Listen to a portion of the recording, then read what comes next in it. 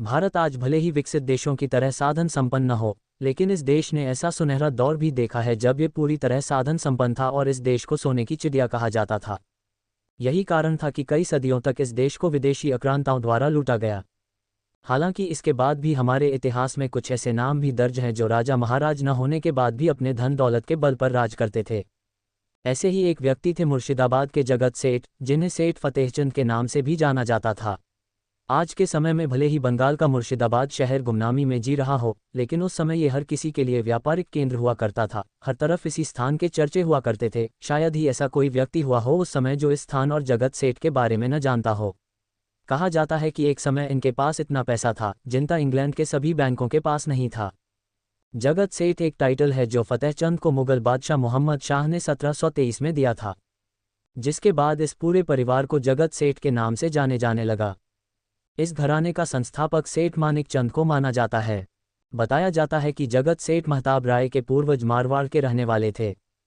1495 में गहलोत राजपूतों में से गिरधर सिंह गहलोत ने जैन धर्म स्वीकार कर लिया था।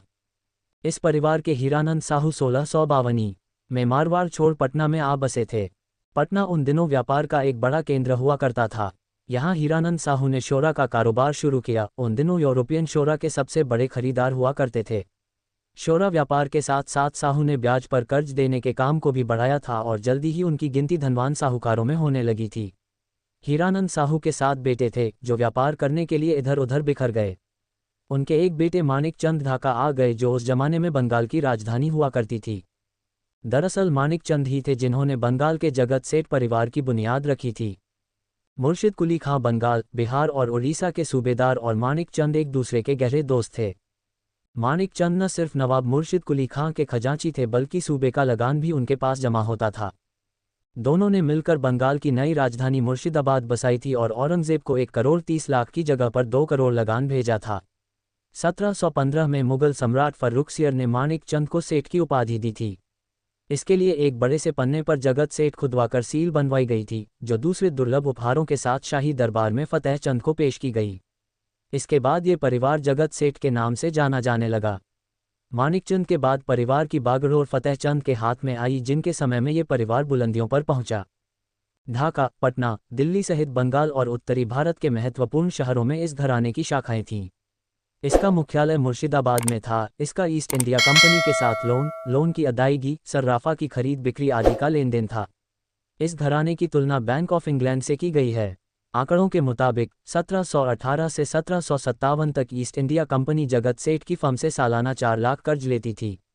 डच और फ्रेंच कंपनियों के साथ भारत के कई राजा महाराज को भी यह फर्म कर्ज देती थी। जगत सेठ घराने की संपत्ति की अगर बात करें तो कहा जाता था कि यह परिवार चाहे तो सोने और चांदी की दीवार बनाकर गंगा की धारा को रोक सकता है। इस घराने ने सबसे अधिक संपत्ति फतेहचंद के दौर में अर्जित की। उस समय उनकी संपत्ति करीब 10,000 पाउंड की थी, जो आज के हिसाब से करीब 1,000 बिलियन पाउंड के करीब होगी। ब्रिटिश सरकार के दस्तावेजों के अनुसार उनके पास इंग्लैंड के सभी बैंकों की तुलना में अधिक पैसा था। कुछ रिपोर्टों का यह भी अनुमान है कि 1720 के दशक में ब्रिटिश अर्थव्यवस्था जगत सेठों की संपत्ति से छोटी थी। इस संपत्ति की रखवाली के लिए यह परिवार 2,000 से 3,000 सैनिकों की अपनी सेना रखता था। आप इनकी दौलत को ऐसे भी आंक सकते हैं कि अविभाजित बंगाल की पूरी जमीन में लगभग आधा हिस्सा उनका था, यानी अभी के असम, बांग्लादेश और पश्चिम बंगाल को मिला लें तो उनमें से आधे का स्वामित्व उनके पास था। जगत सेठ फतेहचंद के बाद उसका पौत्र महताब चंद दूसरा जगत सेठ बना। बंगाल के सूबेदार के साथ बहुत अच्छे संबंध बनाकर रखने वाले जगत सेठ और बंगाल के सूबेदार सरफराज खां में 1739 से 40 में कुछ खटक गया था। वजह यह थी कि सरफराज खां अयाश था, औरतें उसकी कमजोरी थीं। किसी ने उसे यह बता दिया था कि जगत सेठ फतेहचंद की बहू अप्सराओं जैसी सुंदर है। सत्ता और शराब के नशे में चूर सरफराज खां ने यह आदेश दे दिया कि वह जगत सेठ फतेहचंद की बहू को देखना चाहता है। यह आदेश जगत सेठ के मुंह पर तमाचा था। इस अपमान का बदला लेने के लिए जगत सेठ ने बिहार के नायब सूबेदार से संपर्क साधा। अलीवर्दी खां को मौके की तलाश थी, वह बंगाल का सूबेदार बनना चाहता था। जगत सेठ की मदद ने उसकी योजनाओं को आगे बढ़ा दिया। 10 अप्रैल 1740 को अलीवर्दी खान ने सरफराज खां पर चढ़ाई कर दी। इस युद्ध में टिकारी के महाराजा सुंदर सिंह अलीवर्दी खान का साथ दे रहे थे। दोनों के सेना का राजमहल के पास गिरिया के मैदान में आमना सामना हुआ था, जहां इस लड़ाई के दौरान सरफराज खां के ही किसी फौजी ने उसे गोली मार दी थी। अब कहाँ है परिवार? जगत सेठ ने प्लासी की लड़ाई से पहले और बाद में काफ़ी रुपये पैसों से अंग्रेजों को कर्ज के रूप में बड़ी मदद की। बाद में अंग्रेज़ों ने ईस्ट इंडिया कंपनी के ऊपर जगत सेठ का कोई कर्ज होने से इनकार कर दिया। अंग्रेजों के द्वारा धोखा देने पर जगत सेठ पगला गया। इसके कुछ समय बाद ही जगत सेठ घराने की अवनति शुरू हो गई। फिर भी 1912 ही तक इस घराने के किसी न किसी व्यक्ति को जगत सेठ की उपाधि और थोड़ी बहुत पेंशन अंग्रेज़ों की तरफ से मिलती रही। 1912 ही के बाद ये पेंशन भी बंद हो गई। इस तरह एक सेठ का नाम लुप्त हो गया। अब इस परिवार के बारे में कोई जानकारी नहीं है।